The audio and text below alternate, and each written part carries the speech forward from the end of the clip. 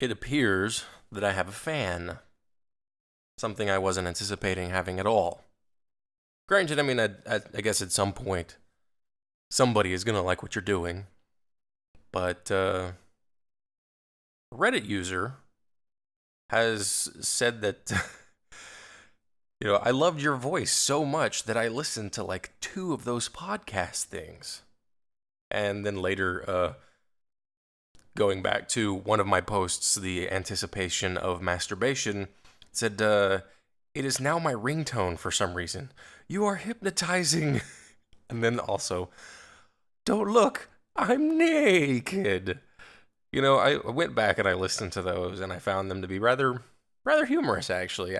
Mostly it was because it was just so ridiculous and off the cuff, and I just there were things that I did that were spur of the moment.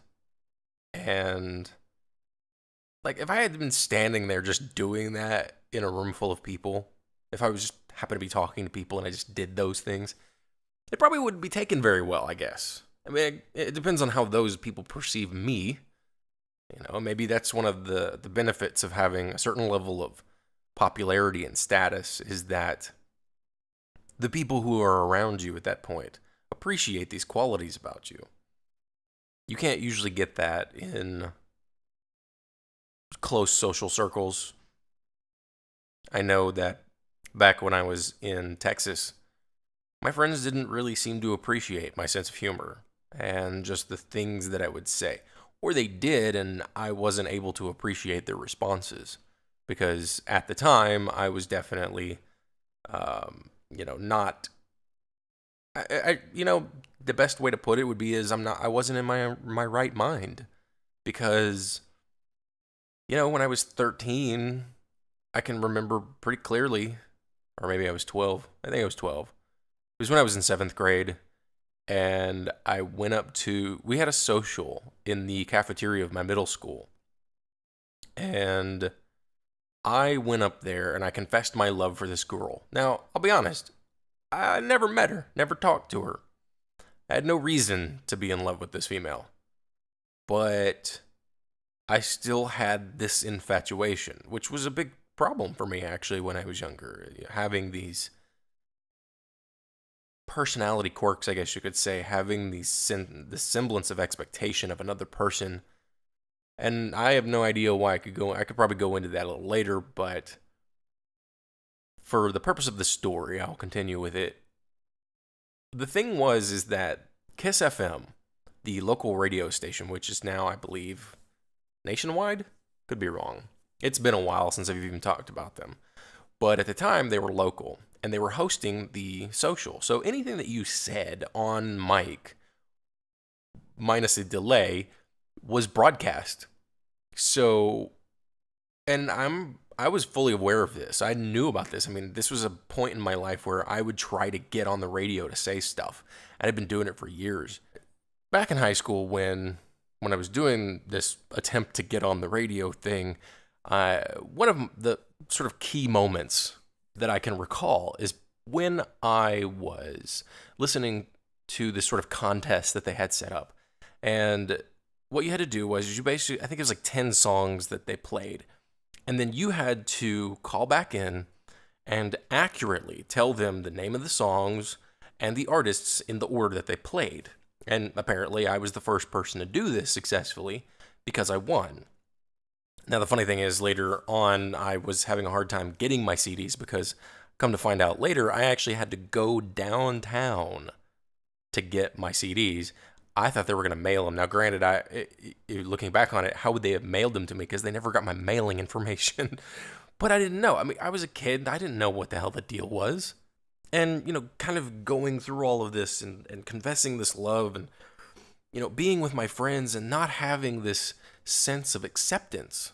We all want to be accepted in some way or another. And to have somebody tell me that my voice makes them feel good,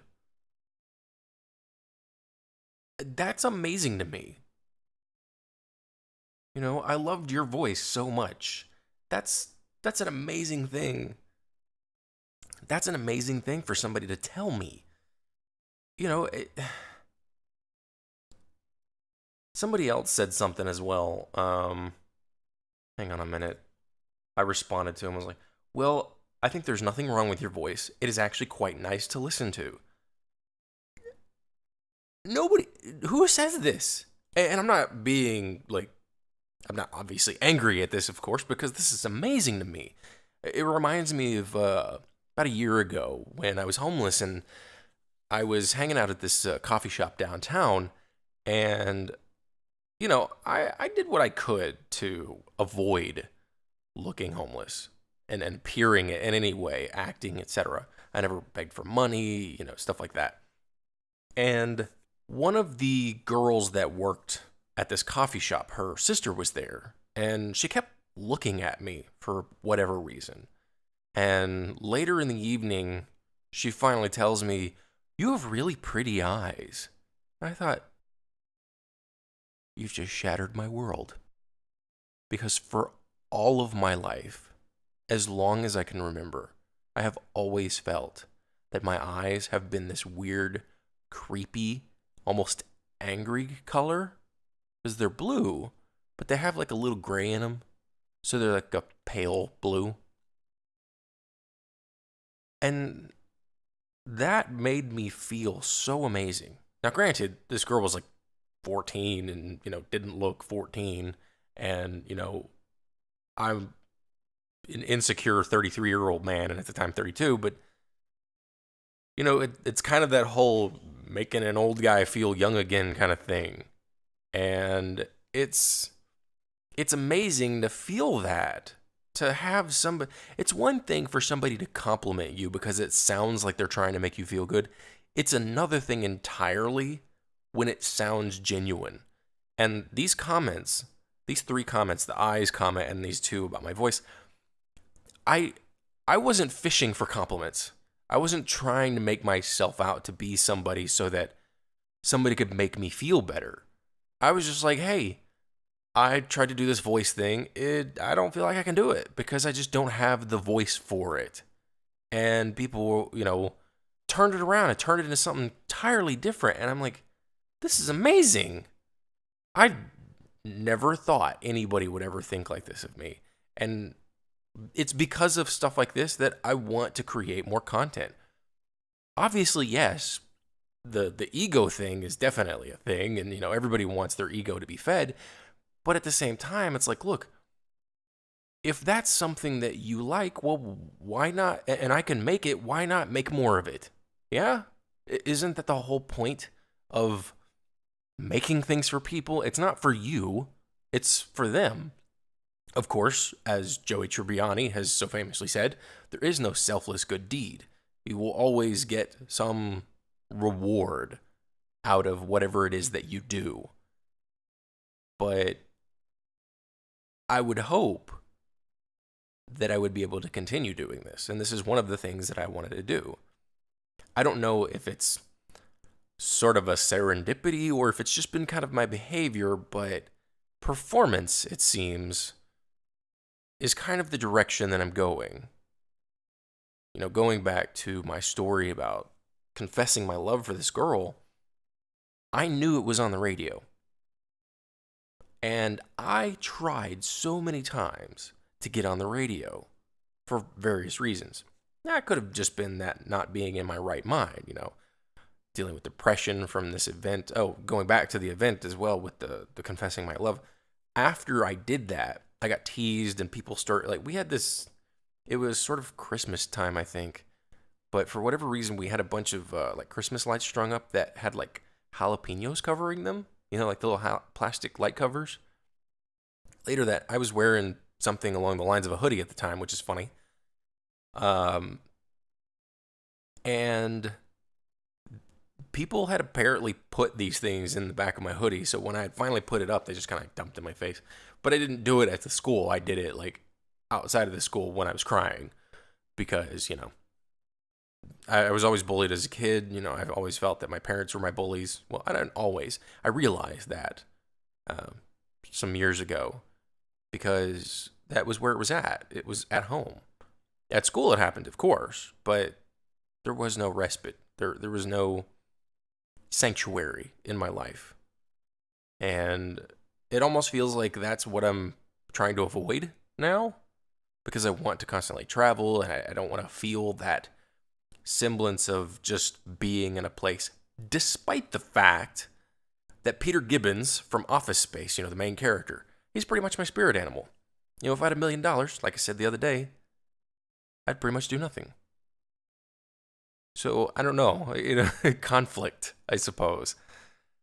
And, and then my stepdad died when I was 16, and that drove me to pretty severe depression that lasted for about 5 years. And I mean, he was a jackass, but he was still, my dad, and, he's still somebody that, despite everything, I still loved, because, that's emotions for you. They'll make you do things you shouldn't do. We were better off as a family after he died. It sounds perhaps cruel, but it's true. Most people think that death is this bad thing, and now I have so few attachments that death to me would not be an issue. There might be a couple of people in my life that if they died, I would be sad. And that's about it, really, when it comes to that. I mean, family members, pretty much not really. Maybe my sister. But we've never really been close either. I tried to build a bond when she was really young, and then it got to the point where I didn't want her to be around anymore because I was always trying to do stuff, and she was always, she was trying to build her bond with me, and it was never at a good enough time. So, psychology lesson here, or the therapy session, if you will. It's everybody wants to feel validated in what they do. Everybody wants to know that what they've done has positively affected other people. And so this rambly psychology session, vent slash, appreciation audio log, vlog, A-log? Is it A-log maybe? I don't know. It's mostly to say thank you to those out there who listen and who appreciate. And it's you that I want to continue making content for. If there are more of you out there, hopefully I will find you. I don't really intend to, appeal to the common denominator, but it could just be that there is a common denominator within all of us, hence why we are able to appeal to that. Some might say that that's what selling out is, but maybe that's exactly what the people who are selling out are trying to do. Maybe they're just trying to find that one point that they can connect with everyone, so that they at least feel connected somewhere. I know that for me especially, I don't feel that connected with people. Hell, I was just now reading something on Reddit. Well, not really reading because it was images, so I couldn't really read them much. But it was robots falling down.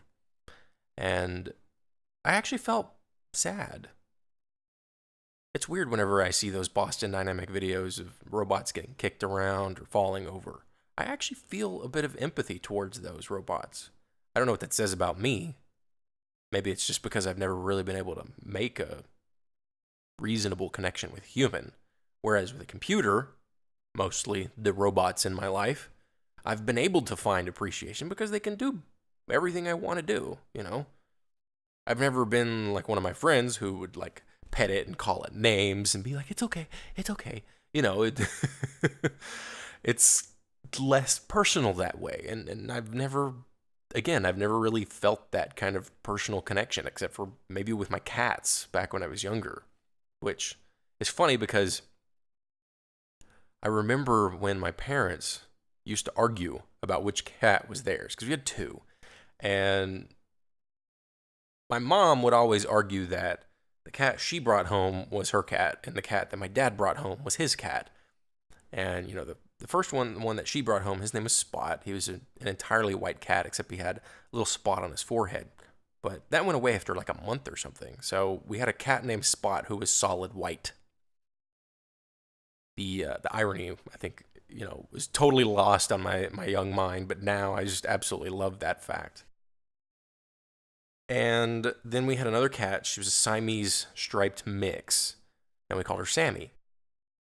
Apparently, it wasn't short for anything. It was just Sammy with an IE. And I had to take care of them. It was my responsibility to feed these cats, to change the litter box, etc. And I look back on it now, and I'm like, no. See, my dad, he thought that Spot, our white cat that my mom brought home, was his because apparently he felt the bond more so with that cat, and that he felt that, I guess, as a sort of black and white contrarian perspective, that because that's the case, that Sammy was my mom's cat, and that they had a specific bond. Now, I would say that that's relatively true, but then there's also the fact that, mom brought home blah, blah, blah. I'm going to skip over all that bullshit because the reality was they were my cats. They slept in my bed. They didn't sleep in theirs. They meowed when I wasn't there because I gave them affection. Now, it could just be because I did it because I didn't have anybody else in my life. I didn't have anybody to give affection to and receive it from. I can see why people think that dogs are man's best friend because of the so-called affection, whatever, but it's what you put into it.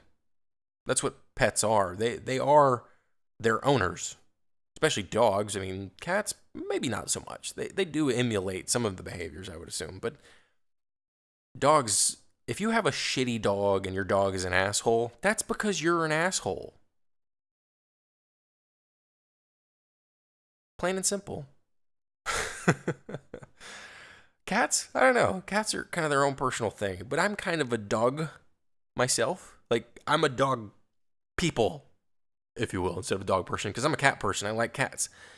Dogs typically kind of rub me the wrong way, and I don't mean it in like a negative way. It sounds negative, of course, but I think it's because when I'm home, I want to be like relaxed. I want to just chill. And cats let me do that. But outside of that, my actual personality is very gregarious, very hyperactive, and just, I want to talk to everybody. I want to talk about everything. I can talk about anything until I find something that I can't. But so far, I haven't found anything I can't talk about. There are things that I may avoid because of certain levels of persecution by certain people, talking about sex, stuff like that. I'll talk about hentai, talk about tentacle porn, etc. I'll talk about that. I don't really know much about what to talk about. I mean, I'm not going to go into, oh yeah, look at that. I'm not going to go into that. Because, I mean, I don't see the point in it. Some people might want to get graphic, and that's perfectly fine. I don't know why I wouldn't. There are some other things, I guess sex is just kind of one of those things that's awkward for me. Growing up with Catholic and upbringing, and then later effectively recanting it, I suppose. I don't know, maybe. But yeah, I mean, I was even confirmed. So yeah. And the funny thing is, my confirmation saint that I chose was Saint George, because my friend's name is George, although we called him Greg. And then he was also the patron saint of the Boy Scouts, because at the time I was in the Boy Scouts. So yeah, it was all connected. But it didn't matter, because those things didn't matter in my life, really, now that I look back at it. They were things that were either thrust upon me or I found myself gravitating towards because I didn't have anything else. I didn't have this.